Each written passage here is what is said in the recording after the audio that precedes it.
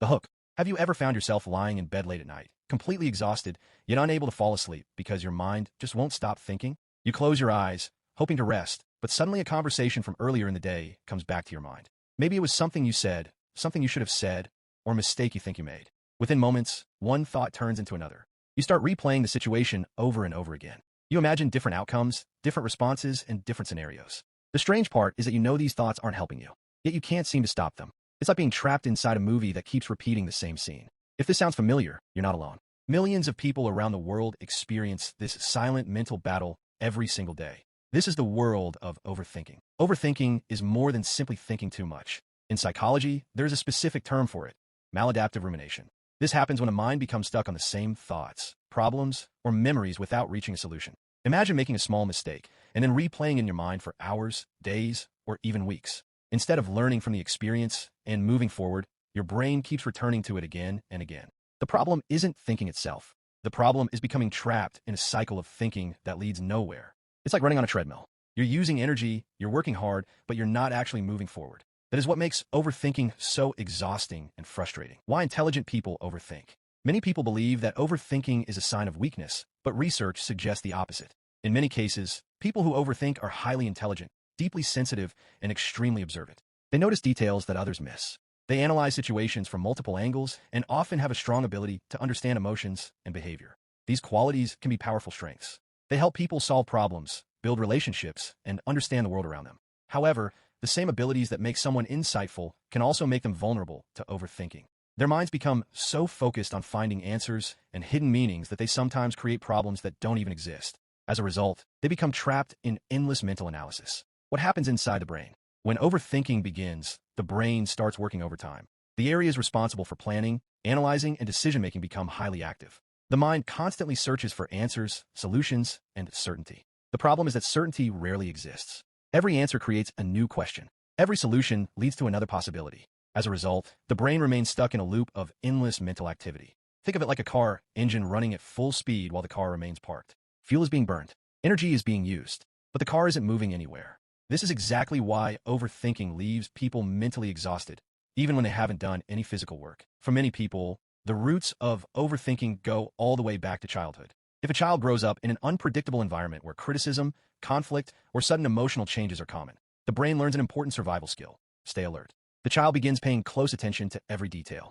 They try to predict people's moods, reactions, and behaviors in order to avoid problems. Over time, this habit becomes automatic. Even when the child grows up and enters a safer environment, the brain continues operating as if danger is everywhere. It keeps scanning for threats, searching for mistakes, and preparing for problems that may never happen. What once helped protect them during childhood can later become the source of chronic overthinking and anxiety in adulthood. Two types of thinking. Not all thinking is harmful. In fact, some types of thinking help us grow, while others slowly damage our mental well-being.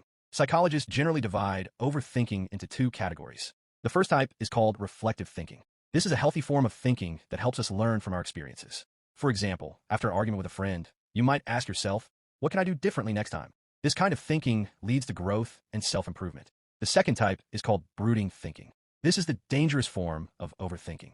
Instead of looking for solutions, a person becomes trapped in the problem itself. They repeatedly replay past events, criticize themselves, and focus on regrets. This is where overthinking starts stealing your energy, confidence, and happiness. Understanding the difference between these two types of thinking is important because not every deep thought is harmful, but not every thought is helpful either.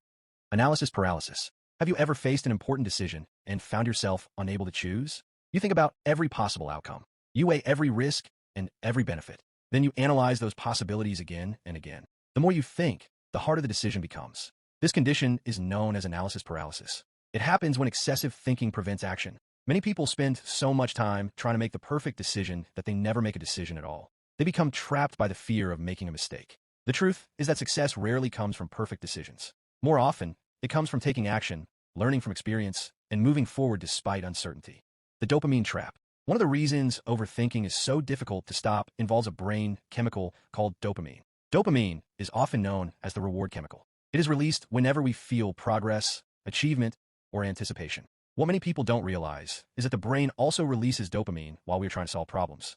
Every time you replay a situation, analyze a conversation, or imagine different outcomes, your brain receives a small reward. The problem is that the brain doesn't care whether the problem is real or imaginary. As long as you keep thinking, it continues rewarding the behavior.